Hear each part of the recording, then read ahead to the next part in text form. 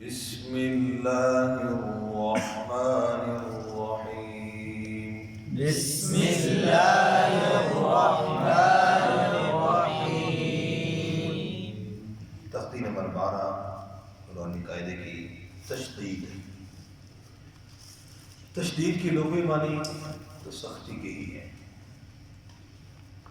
لیکن تجوید کی اصطلاح میں سختی مراد نہیں ہے بلکہ ٹھہراؤ۔ کیا مراد ہے؟ ٹھہراؤ مراد ہے، سختی مراد نہیں ہے۔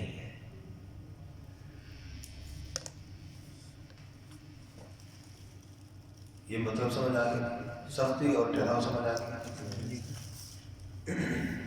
اب اسی طرح ان حروف میں اگر سختی کا معنی مراد لیا جائے تو بہت سے ایسے حروف ہیں کہ ان میں سختی کریں تو حرف ہی بدل جاتا ہے، جیسے لال، یہ حروف نوٹ کر لیجیے گا، تھا ہے جی،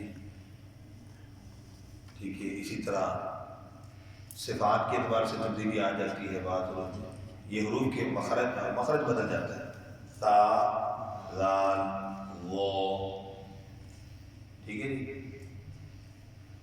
اسی طرح جیسے عین، یہ مخرج بدل جاتے ہیں۔ بڑی زبردست بات ہے یہ حروف چند میں نے عرض کی۔ اور بعض صفات میں تبدیلی آ جاتی ہے۔ کیا آ جاتی ہے؟ صفات میں تبدیلی آئی، جیسے سختی کرنے کی وجہ سے زا، اس میں سختی سمجھ لی، شد کی وجہ سے سختی کر لی، یہ سختی تو اس میں نہیں ہے۔ اسی طرح یا، اسی طرح واو، را، ہے جی، اور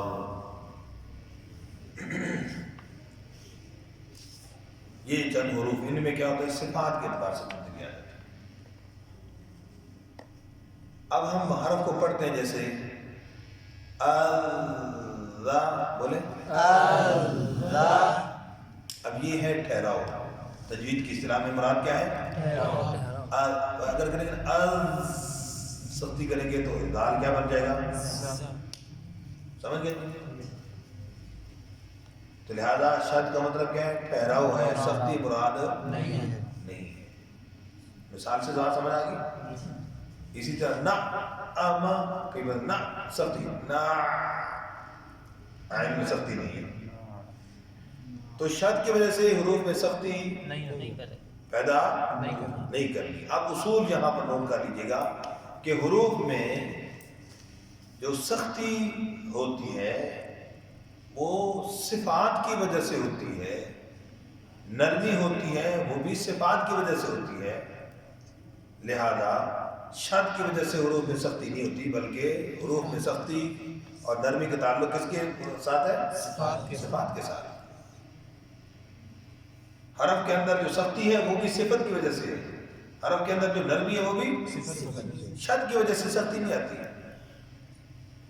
بات سمجھ آ گئی نا؟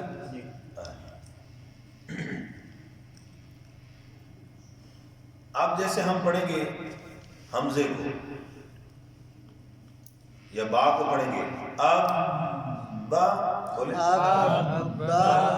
یہاں مذاکرے کو پہلا حرف ہے، دیکھو یہ سختی ہو رہی ہے بھائی، اس لیے با حروف شدیدہ میں سے ہے۔ حمزہ پڑھیں گے، سختی ہو رہی ہے، دیکھو جی آپ کہتے ہیں شد میں سختی نہیں ہوتی بھائی، کیوں سختی ہو رہی ہے؟ شدیدہ میں سے ہے۔ جا،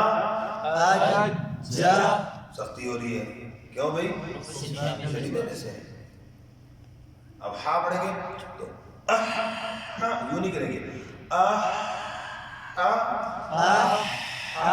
سانس جاری ہے، اگر سختی کریں گے تو سانس دب جائے گا، صفت خراب ہو جائے گی۔ سمجھ گئے؟ اللہ، اللہ،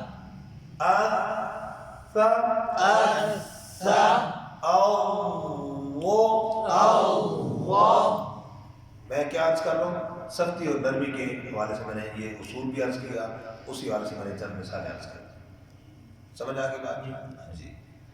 تو جو اہم اہم حروف تھے وہ میں نے اس کے حوالے سے عرض کر دی، لکھوا دیے. اب اس کو پڑھنے کا طریقہ جو ہجا کے حوالے سے وہ کیا ہے؟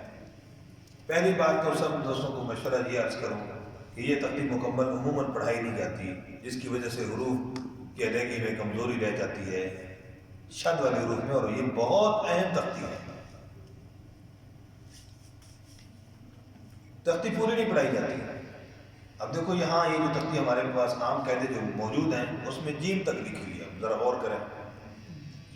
اب جس نے عین کا حرف بچے نے قاعدے میں شد والی حمزے کے ساتھ اس کو شد کے ساتھ پڑھا ہی نہیں ہے، واو اور یا کو اس نے شد کے ساتھ یعنی اس تختی میں پڑھا ہی نہیں ہے. آگے چند مثالیں دی ہیں لیکن اس تختی کے اندر اصل سمجھانا مقصود ہے. تو پہلی بات یہ کہ اس کو تختی کو پورا پڑھانا ہے. کیسے؟ ایک حرکت کے ساتھ پہلے مکمل پڑھائی جائے، زبر کے ساتھ، پھر زیر کے ساتھ اس طرح پوری پڑھائی جائے یا تک، پھر پیش کے ساتھ پوری پڑھائی جائے، زبر کے ساتھ پوری پڑھائی جائے. اس کا کیا مطلب ہے اور اس کا طریقہ میں اب عرض کر رہا ہوں کیسے. ہجا کے دو طریقے اس کے اندر آئے ہیں. ایک یہ ہے کہ حرف کا ایک ہی سانس میں اکٹھا پڑھا جائے، اور ایک ہے علیحدہ علیحدہ پڑھا جائے. اب پہلا طریقہ علیحدہ علیحدہ پڑھنے کا عرض کر رہا ہوں. حمزہ لیکن علیحدہ جب پڑھیں گے با پر قلقلہ، حمزہ زبر با اب، بولے حمزہ زبر با اب، با زبر با، با زبر با، اب با، اب با. بچے کو بھی یہ انداز سمجھانے کا ایک بڑا آسان ہے کہ شد کا ٹھہراؤ کرنے کے لیے اس کو یہ اشارہ کرنا ہے. اب با، اب با، ٹھیک ہے جی. اب بی، اب بی، اب بو، اب بو. یہ ایک طریقہ ہے جگہ. دوسرا طریقہ کہ ایک ہی سانس میں اکٹھا پڑھا جائے. حمزہ زبر با اب، با زبر با، حمزہ زبر با اب، با زبر با، اب با، اب با، اب بی، اب بی، اب بو. اب بو. تو یہ دو طریقے کی جگہ ہے. اب سوال یہ ہے کہ ابا میں جب ہم نے پڑھا حمزہ زبر با اب، بچے کو علیحدہ پڑھایا، پھر با زبر با پڑھایا، تو یہاں قلقلہ کیوں نہیں کیا؟ قلقلہ کرنا نہیں چاہیے پہلی بات تو یہ. لیکن اگر کوئی پوچھے قلقلہ کیوں نہیں کیا تو کیا جواب دیں گے؟ ویسے تو ذہن میں تو جو مشدد ہوتا ہے اس میں ایک ساکن ہوتا ہے دوسرا متحرک. جب ساکن ہوتا ہے تو پھر اس میں قلقلہ ہونا چاہیے، تو یہاں قلقلہ کیوں نہیں کیا جائے گا؟ بتائیں گے کوئی؟ قلقلہ کیوں نہیں ہو رہا؟ کیونکہ یہاں ادغام ہو رہا ہے، تو اگر قلقلہ جی ساکن میں ہوتا ہے. ہاں، یہاں یہ جواب دینا ہے. نوٹ کیجئے گا کہ یہاں پر قلقلہ کیوں نہیں ہو رہا. کہتے ہیں بے شک مشدد میں دو حرف ہوتے ہیں، پہلا ساکن دوسرا متحرک ہوتا ہے، لیکن یہاں پر حمزہ کو ہم جو با کے ساتھ ملا رہے ہیں، پہلے با کے ساتھ ساکن ہونے کی حیثیت سے نہیں بلکہ مشدد ہونے کی حیثیت سے ملا رہے ہیں. یہ زبردست بات ہے، اس کو نوٹ کیجئے گا. کس حیثیت سے ملا رہے ہیں؟ مشدد ہونے کی حیثیت سے ملا رہے ہیں. لہذا بچے سے قلقلہ نہیں ہونا دینا. بیٹا قلقلہ نہیں ہونا چاہیے. کیوں؟ کہ مشدد ہونے کی حیثیت سے ملا رہے ہیں، ساکن ہونے کی حیثیت سے نہیں ملا رہے ہیں. یہی اصول آگے بھی کام آئے گا انشاءاللہ. یہاں بات اتنی سمجھ آ گئی؟ شاباش. اس کے بعد آگے بھی اسی طرح زبر کے ساتھ ات تا، ات تا، ات تی، ات تی، ات تو، ات تو. سا. زبر کے ساتھ پڑھ رہا ہوں. اب میں زیر کے ساتھ پڑھ لیتا ہوں. ٹھیک ہے، تندروف پڑھیں گے پھر انشاءاللہ مکمل کریں گے. ٹائم ہو رہا ہے بتائیے. 10 ہو گئے ہونے والے. جی. تو دیکھیے گا جی آگے تا زیر کے ساتھ سا. ایسا. اب یہ بچہ کتنی دفعہ پڑھے گا اس کا خیال رکھنا ہے تاکہ صحیح پڑھے. ہے جی. ہجا کر کے ساتھ جب پڑھے گا تو کتنی بار اس کی باری آئے گی پڑھنے کی کہ حمزہ زیر سا اذ سا زبر سا اذ تا کتنی بار ہو گیا؟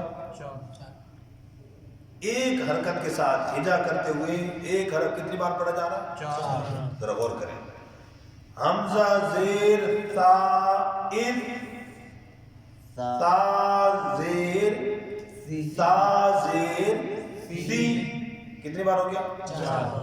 اب پھر اذ سی کتنی دفعہ ہو گیا؟ 5. پھر پڑھتے ہیں جی آگے. اب کیا ہے؟ حمزہ زیر سا اذ سا پیش سو سا پیش سو اذ سو بولو کتنی مرتبہ؟ 5. یہ بات ذرا لاجک ہے بڑی قیمتی، بچوں کو سمجھانی ہے. کہ دیکھو بچے کو ہم کہہ دیتے ہیں بیٹا اس کو 15 مرتبہ کیا کیا ہو، اب وہ 15 مرتبہ کیسے کہتا ہے؟ حمزہ زیر سا اس سا زیر سی اس سی حمزہ زیر سا اس سا بھی اس طرح پڑھتا ہے. ایک مرتبہ 2 مرتبہ وہ بچہ حرف کا نام مخرج کے مطابق صحیح لیتا ہے، باقی ہر دفعہ غلط پڑھتا ہے. اب ہجا کرتے وقت اس کو جب 3 حرکات کے ساتھ زبر زیر پیش کے ساتھ جب 3 حرکات کے ساتھ پڑھے گا، ایک مرتبہ ایک حرکت کے ساتھ ہجا کرتے ہوئے کتنی بار باری آ رہی ہے حرف کی؟ 5 مرتبہ. تو 3 حرکتوں کے ساتھ جو صرف پڑھے گا ہجا کر کے تو کتنی باری آئے گی؟ 15 مرتبہ ایک حرف کی باری آ رہی ہے. اور جو بچہ توجہ کے ساتھ، استاد بھی اسی طرح توجہ کے ساتھ پڑھائے گا، بچہ بھی اسی توجہ کے ساتھ پڑھے گا، ایک حرف کو 15 مرتبہ صحیح مخرج کی ادائیگی کے ساتھ پڑھے گا، انشاءاللہ اس کے اندر غلطی کا امکان نہیں رہے گا. لیکن وجہ کیا ہے کہ بچے اس میں سستی لاپرواہی کرتے ہیں، دور اپنی جگہ پر بیٹھ کر وہاں غلط پڑھنا شروع کر دیتے ہیں. استاد بھی کہتا ہے 15 مرتبہ پڑھ گیا، میں کہتا ہوں نہیں یہ 15 مرتبہ نہیں کہنا، اس کو کہنا بیٹا 1 مرتبہ پڑھ گیا، 2 مرتبہ پڑھ گیا، مجھے بتا کہ آپ نے صحیح پڑھا ہے. اور پھر اس طرح خاص طور پر چھوٹے بچوں کو اکیلے نہیں چھوڑنا، کوشش کریں اس کے ساتھ دوسرے بچے کی جوڑی ہو، وہ ایک دوسرے کو سنائے اور ایک دوسرے کی غلطی پکڑے کہ دیکھو آپ غلط تو نہیں پڑھ رہے گے. ٹھیک ہے جی، تو انشاءاللہ پھر اس کا فائدہ ہوگا.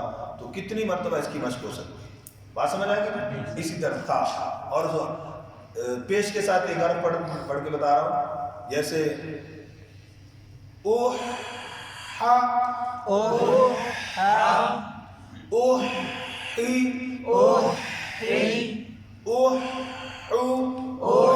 ہو جی.